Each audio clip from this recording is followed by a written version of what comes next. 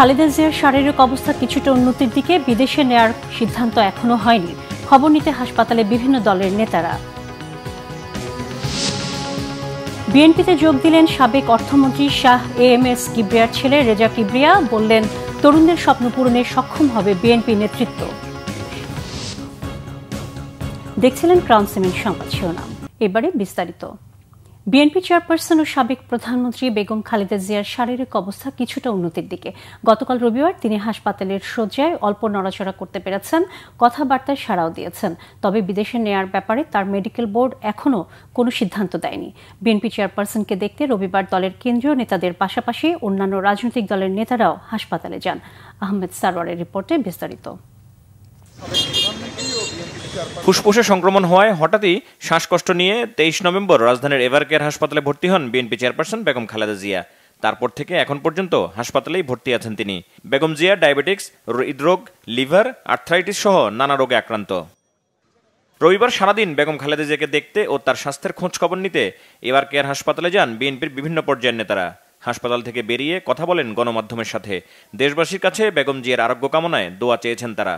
বেগম খালেদা জিয়া হচ্ছে বাংলাদেশের ঐক্যর প্রতীক। বাংলাদেশের এই সংকটময় মুহূর্তে বেগম খালেদা জিয়াকে বেঁচে থাকা খুবই দরকার। এবং বাংলাদেশের মানুষ, আজকে উনি অসুস্থ না হলে বুঝতাম না এদেশের মানুষ তাকে কতটুকু ভালোবাসে। মানে খারাপ বলা যাবে না, তার মানে বুঝিনি তো, খারাপও বলা যাবে না, আবার বেশি ভালোও বলা যাবে না। আমরা আমাদের ডাক্তার জাহিদ ভাইয়ের কাছ থেকে আমরা জানতে পেরেছি যে এখনও অপরিবর্তিত, সবাই মিলে আমাদের গ্রামের নেত্রীর জন্য দোয়া চেয়েছেন এবং দোয়া করতে বলেছেন। এবং তার এই সংকটকালীন সময়ে জাতি তার পাশে দল মত নির্বিশেষে দাঁড়িয়েছে। এটাই আমাদের আশার বিষয় হচ্ছে মহান রব্বুল আলামিন এত মানুষের দোয়া নিশ্চয়ই কবুল করবেন এবং আমরা আমাদের নেত্রীকে আবার আমাদের মাঝে ফিরে আসবো ইনশাআল্লাহ। সন্ধ্যার পরও হাসপাতালের সামনে ভিড় জমায় উৎসুক জনতা। বেগম জিয়ার খবর নিতে হাসপাতালে যান রাজনৈতিক নেতৃবৃন্দ ও ক্রীড়াবিদরা। বাইরে এখন যে অবস্থা আছে, বাইরের তো নেওয়ার জন্য সব বন্দোবস্ত ঠিক আছে, কিন্তু এখন যে অবস্থাটা, এই অবস্থাটা তো সিদ্ধান্ত নিতে তো অবস্থাটা তো একেবারে খুব যে ভালো তা নয়। ডাক্তাররা খানিকটা জটিল, বাইরে পাঠাবার ব্যাপারে তো সিদ্ধান্ত ওনারা নিয়েই আছেন, কিন্তু এই অবস্থায় ট্রাভেল করানো জন্য ওনার শারীরিক ফিটনেসটা এখন নাই। এটা বেগম এখন কিছুটা অসুস্থ, তো মহান রাষ্ট্রপতির আসলে উনি দোয়া করেছেন যাতে বেগম জিয়া দ্রুত সুস্থ হয়ে ওঠেন এবং এই যে গণতান্ত্রিক অভিযাত্রা যে বাংলাদেশ আবার প্রত্যাবর্তন করবে, সেই যাত্রায় বেগম জিয়া নেতৃত্ব দিক, এটা মহামান্যের প্রত্যাশা। এখানে সেবার পরিবেশ যাতে কেউ বিঘ্ন না ঘটায়, বরং যার যা অবস্থান থেকে আমাদের প্রিয় নেত্রী দেশনেত্রী বেগম খালেদার জন্য যাতে সবাই দোয়া করেন, এই আহ্বান এবং অনুরোধ করছি সকলকে। রিকোয়েস্ট করবো সবাইকে যে জিনিসটাকে পলিটিক্যালি ভাবে না দেখে সবাই ওনার জন্য দোয়া করুন যেন উনি তাড়াতাড়ি সুস্থ হয়ে যান। আমরা ওই শ্রদ্ধার জায়গা থেকে ওনাকে দেখতে এসেছি, আমি পার্সোনালি এসেছি এবং ম্যাডামের অবস্থা এখন ওনার ডাক্তারদের সাথে কথা বলে যেটা মনে হচ্ছে একটু স্থিতিশীল এবং আরো সামনে আরো ভালো হওয়ার ওনারা আশা রাখতেছেন। আহমেদ সরোয়ার, বাংলা ভিশন, ঢাকা। আওয়ামী লীগ সরকারের সাবেক অর্থমন্ত্রী শাহ এএমএস কিবরিয়ার ছেলে অর্থনীতিবিদ ডক্টর রেজা কিবরিয়া আনুষ্ঠানিকভাবে বিএনপিতে যোগ দিয়েছেন। সকালে গুলশান কার্যালয়ে দলের মহাসচিব মির্জা ফখরুল ইসলাম আলমগীরের হাতে ফুলের তোড়া দিয়ে তিনি বিএনপিতে যোগ দেন।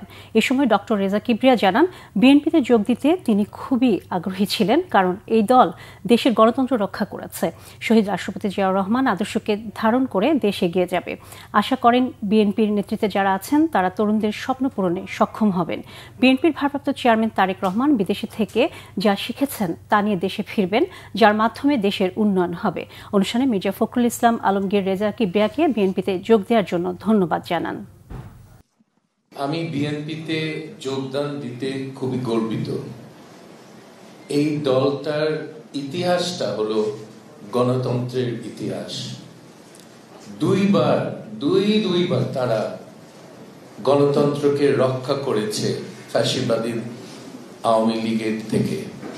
একবার শেখ মুজিবের গণতন্ত্র ধ্বংস, আর শহীদ প্রেসিডেন্ট জিয়াউর রহমান ওটাকে রক্ষা করলেন, আর 2 নম্বর শেখ হাসিনার জেনারেল এরশাদের গণতন্ত্র ধ্বংস। এবং আমাদের বেগম খালেদা জিয়া, যিনি এখন অনেক অসুস্থ, সবাই দোয়া করবেন ওনার জন্য। উনি আবার এটা রক্ষা করলেন। শহীদ প্রেসিডেন্ট জিয়াউর রহমান আমার আদর্শ। উনি ওনার সাহস, ওনার ব্যক্তিগত, ওনার চরিত্র, ওনার সততা, এগুলো এখন মানে সবাই এখনো গল্প করে এটা নিয়ে। আমরা অত্যন্ত আনন্দিত এবং গর্বিত যে ডক্টর রেজা কিবরিয়া আজকে আমাদের মাঝে এসে আমাদের দলে যোগ দিয়েছেন। আমি আমার দলের চেয়ারপারসন দেশনেত্রী বেগম খালেদা জিয়া, ভারপ্রাপ্ত চেয়ারম্যান জনাব তারেক রহমানের পক্ষ থেকে তাকে আমাদের দলে স্বাগত জানাচ্ছি। দেশনেত্রী বেগম খালেদা জিয়া এখন অত্যন্ত অসুস্থ এবং আমাদের চিকিৎসকরা কাজ করছেন, আপ্রাণ চেষ্টা করছেন, দেশি বিদেশি সমস্ত চিকিৎসকদেরকে যুক্ত রেখেই তারা চিকিৎসাটা করছেন। এবং আল্লাহ তাআলার কাছে আমরা সবসময় গোটা দেশবাসী এই দোয়া করছি যে আল্লাহ তাআলা তাকে যেন সুস্থ করে দেন এবং তিনি যেন সুস্থ হয়ে আমাদের মাঝে আসেন। কুড়িগ্রামে শীতের তীব্রতা বাড়তে শুরু করেছে।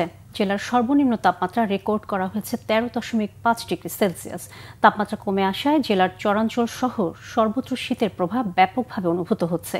জেলার 16টি নদ নদীর মাধ্যমে বিচ্ছিন্ন 469টি চরের 5.5 লাখ মানুষের মধ্যে সবচেয়ে বিপাকে রয়েছে শিশু, বৃদ্ধ, অসহায়রা। অধিকাংশ পরিবারেই পর্যাপ্ত শীতবস্ত্র নেই।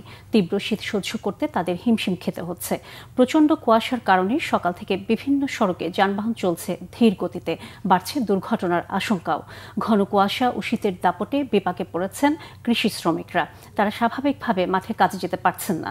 শীতার্ত মানুষের জন্য জরুরি সহায়তার দাবি স্থানীয়দের। গাজীপুর সিটি কর্পোরেশনের কোনাবাড়ি আমবাগ এলাকায় আবারও একটি ঝুট গোডাউনে আগুন লাগার ঘটনা ঘটেছে। ভোরে মহানগরী কোনাবাড়ি আমবাগ পূর্বপাড়া এলাকায় পলাশ মিয়ার ঝুট গোডাউনে এ আগুন লাগে। খবর পেয়ে ফায়ার সার্ভিসের 4টি ইউনিট প্রায় 1 ঘন্টার চেষ্টায় আগুন নিয়ন্ত্রণে আনে। ফায়ার সার্ভিস ও স্থানীয় সূত্রে জানা যায়, আজ সকাল 5:30টার সময় মহানগর কোনাবাড়ির আমবাগ পূর্বপাড়া এলাকায় আগুন লাগলে তা নিয়ন্ত্রণের চেষ্টা করে স্থানীয়রা। খবর পেয়ে ফায়ার সার্ভিসের 4টি ইউনিট ঘটনাস্থলে ছুটে যায়। আগুন লাগার কারণ ও ক্ষয়ক্ষতির পরিমাণ তাৎক্ষণিকভাবে জানা যায়নি। এই ঘটনায় হতাহতের কোনো ঘটনা ঘটেনি। দর্শক, এই ছিল এখনকার মতো। পরের সংবাদ বেলা 2টায়। এর আগে একটা রয়েছে নিউজ টপ 10, দেখার আমন্ত্রণ রইল। এছাড়া বাংলা ভিশন সংবাদ ও সংবাদ সংশ্লিষ্ট অনুষ্ঠান দেখতে ভিজিট করুন www.bvnews24.com ও facebook.com/banglavisionnews এবং সাবস্ক্রাইব করুন youtube.com/banglavisionnews। এতক্ষণ সাথে থাকার জন্য ধন্যবাদ সবাইকে।